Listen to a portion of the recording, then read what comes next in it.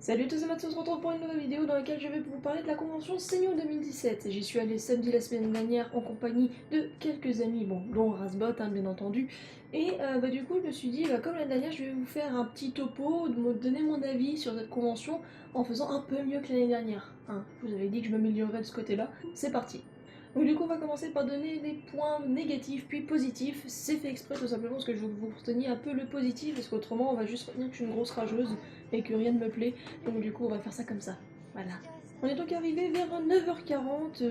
Pour qu'on achète les billets sur place, on peut rentrer à partir de 9h30 et on prévente à partir de 9h. On avait appris qu'ils avaient ouvert avec une petite dizaine de minutes de retard. Bon, ça c'est tous les ans, donc on va dire c'est normal. Mais au final, on a attendu 1h30. Là, c'était un petit peu moins drôle.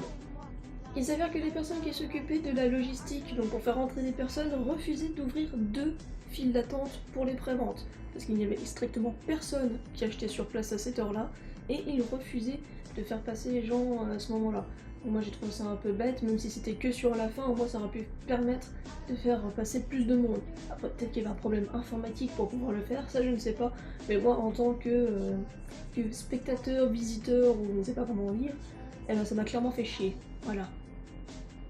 Chose qui m'a un petit peu déplu aussi, c'est qu'il y avait très peu de stands d'achat. C'est-à-dire qu'on entrait dans la convention, à droite, il y avait donc le stand avec tout ce qui était petite peluche, parce qu'il y avait vraiment trois fois rien. De la bouffe japonaise, enfin des petits goûters comme on voit tout le temps en dégustation sur internet, et des casquettes, des bracelets, voilà, c'était tout. Voilà. Après il y avait un stand de manga où il y avait figurines, manga et comics.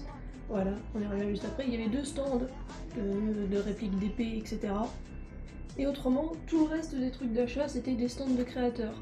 Donc des fois c'est bien, ça met en avant les créateurs, mais parfois on a envie d'avoir un produit officiel, tout simplement. C'est bien de soutenir les créateurs, mais pour tout ce qui est collectionneur, etc., on préfère avoir un produit officiel.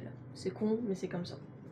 Pour la première fois de ma vie, je voulais acheter un manga en convention. Parce que moi, faut dire que le budget que j'ai quand je vais en convention, c'est juste pour m'acheter des goodies, etc., de la bouffe, et pas pour des mangas, parce que ça, je peux les acheter à l'extérieur. Or, je n'arrive pas à trouver le dernier tome d'Axel World depuis un bon petit moment, et je me suis dit, c'est la première fois que je vais acheter un manga là-bas. Et puis, j'ai parlé avec la personne qui s'occupait du stand de manga, et il m'a expliqué qu'on lui avait demandé de prendre plus de produits variés, donc plus de figurines, des mangas et des comics. Et donc du coup il m'a dit que il voulait prendre à la base d'Axelot, il avait longtemps hésité, tout comme les Sword Art Online, et que il avait pris Sword Art Online et pas l'Axelot parce que c'est une série qui est moins demandée. Et du coup en fait on lui avait demandé tout simplement de ne pas prendre autant de mangas que les années précédentes, et je trouve ça un peu bête. Donc s'il vous plaît organisateur, si vous voyez ça, je suis désolée, mais c'est la seule année où je vais m'acheter un manga, j'ai pas pu, donc je sais pas s'ils ont fait un gros chiffre la journée là. Hein. Franchement, enfin pendant le week-end, je sais pas. Ce qui est bien avec ces news, c'est qu'ils mettent souvent en avant leurs animations. Cependant, cette année, j'avais encore moins à faire que les autres années, car je n'avais pas envie de faire de trollball ou de Quidditch, je n'avais pas envie de jouer à Plants vs Zombies. Je vais clairement pas à une convention pour faire des animations comme ça. C'est assez gratuit, c'est sympa, mais à chaque fois j'ai l'impression que c'est des stands, il n'y avait pas beaucoup. C'est vrai qu'il y avait aussi un truc où un stand où on pouvait capturer des Pokémon. Donc c'était une zone de pétanque, donc c'était des Pokéballs où on lançait sur des pluches Pokémon. Je sais pas si beaucoup de monde qui a été, à chaque fois que je passais devant il y avait personne. Mais bon voilà, donc je trouve ça un peu... D'un côté c'est bien parce que ça met de l'animation, mais de l'autre je trouve ça un peu dommage. Parce qu'on va passer 5 minutes dessus. Il y a aussi l'animation, donc Resident Evil. Mais il y avait tellement de monde devant que déjà même si j'avais envie d'y aller, j'y serais pas allé. Parce que oui, moi je ne fais pas des trucs comme ça, ou même un de mes potes qui fait 1m95 a dit ouais j'ai flippé. Donc non, je vais pas y aller. On passe maintenant au point positif parce qu'il y en a, oui quand même.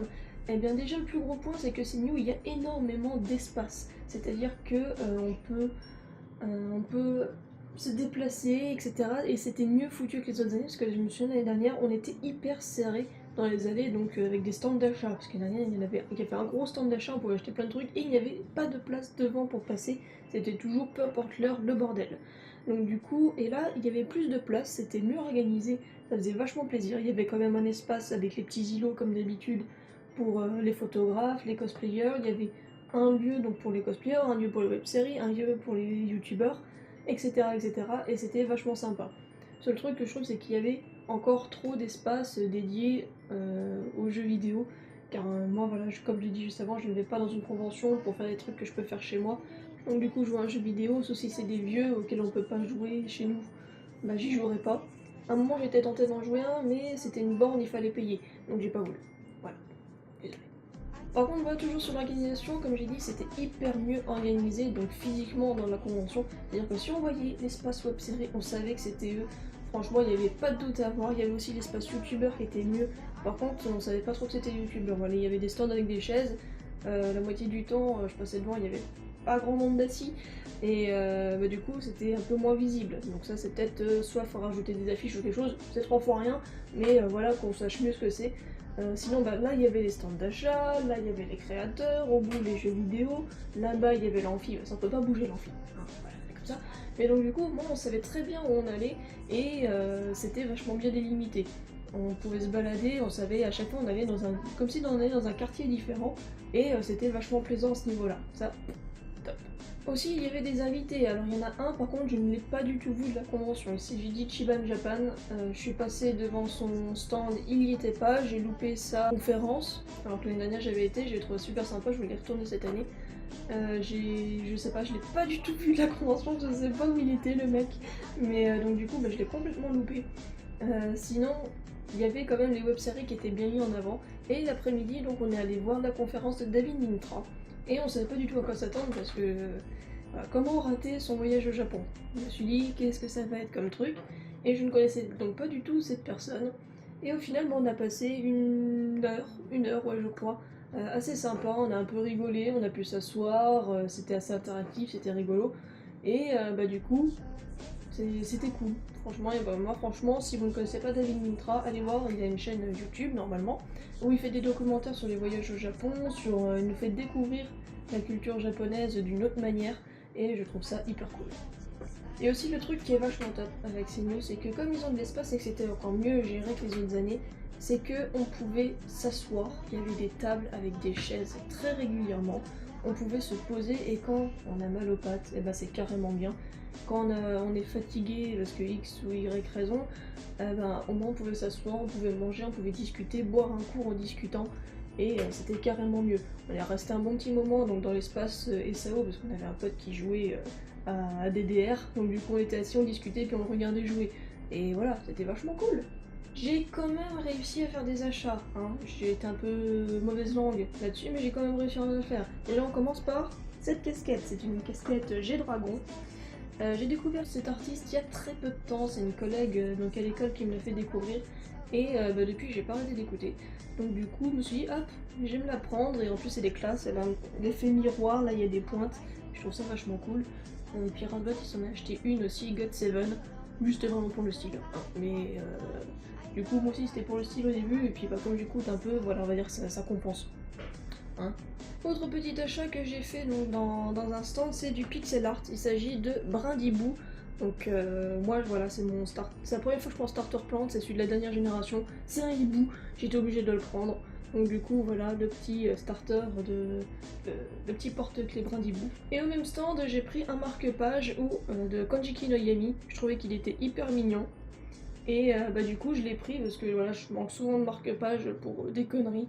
Et donc là, je me suis dit, en plus il est plastifié, le dessin est cool, donc je l'ai pris, ça coûtait pas cher. Ça fait plaisir à un créateur, donc c'est cool. Ceux qui sont habitués à mon décor auront peut-être vu une nouvelle chose par derrière. Hein. Il s'agit d'une figurine.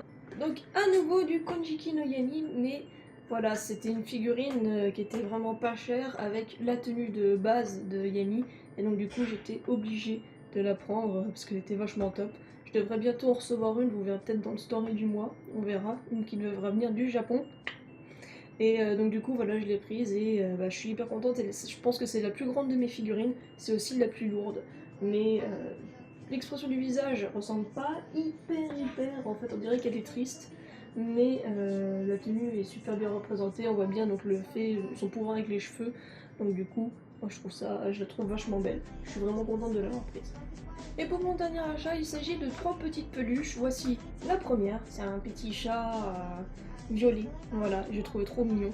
J'ai le même si vous voulez venir, en vert. Voilà, trop mignon. Ouh. Et le dernier, ce n'est pas un chat, c'est une vache. Voilà, là il y a la petite queue qui pendouille, et c'est une vache qui est trop mignonne. Normalement il y en avait une troisième dans la collection, une quatrième dans la collection, mais je n'ai pas voulu la prendre. Et donc je n'ai pris que ces 3 là. C'était déjà pas mal, hein. Et voilà, je les trouve trop mignonnes et j'aurais bien voulu trouver un chat comme cela. Mais le problème c'est que il n'y en avait pas. Il n'y en avait vraiment aucun. D'habitude on a toutes les conventions et là il n'y en avait aucun. Donc du coup je me suis rabattue sur les petites peluches là. C'était un peu obligé. Voilà. Pour les derniers achats, en fait c'était notre premier achat à la convention, c'est qu'on a participé à une petite tombola. Donc c'était 1 ou 2 euros je crois le ticket, donc on a pris un chacun. Et donc moi je me suis retrouvée donc avec un petit strap de téléphone, comme ceci, voilà, je sais pas si on verra bien, on va mettre dans l'autre sens, ce sera peut-être mieux. Voilà, sur fond noir. C'est un petit alien donc, de vieux jeux vidéo. Et donc Razbot lui il a eu un petit Moshi Kata. Donc c'est hyper mignon. C'est 3 fois rien mais voilà, au moins on est content d'avoir eu un truc qu'on... Bah, moi je l'utilise tous les jours parce qu'il est sur mon téléphone et lui bah, il est sur son bureau. Voilà. Ou sur le mien. La dernière chose que j'ai eue, parce que je ne les ai pas achetés, c'est mon ami Joris qui est venu avec moi à la convention, on se retrouve tous les ans là-bas. Et donc c'est aussi lui qui a fait tous les rushs que vous avez pu voir du concours de cosplay qui a eu lieu le dimanche, parce que moi je n'ai vu aucun concours de cosplay, parce que on a loupé l'horaire le samedi. Donc merci déjà pour les rushs. Et aussi donc il m'a offert une série de mangas qui est incomplète, mais c'est déjà pas mal. Il m'a offert 5 tomes, voilà, et ça s'appelle donc Peacemaker. Je sais pas si certains d'entre vous connaissent, donc du coup je n'ai pas encore lu, je vous en parlerai certainement dans une prochaine vidéo, et il m'a dit c'est un cadeau un peu empoisonné parce que je n'ai pas le dernier tome et je ne l'ai pas trouvé. Donc du coup je verrai bien avec internet dans les mois à venir. Mais donc du coup voilà, merci beaucoup, tu claques. Voilà. Non, merci beaucoup. Donc voilà, ce sera tout pour cette vidéo, j'espère que vous aurez plus apprécié donc, cette vidéo comparée à celle de CNew 2016. À mon avis, je pense que c'est déjà un peu plus intéressant. En tout cas, je remercie donc mes amis et mon copain de m'avoir accompagné là-bas. On a passé une super journée, même si on était crevés. Mais voilà, au moins on a passé un moment ensemble et c'était vachement cool.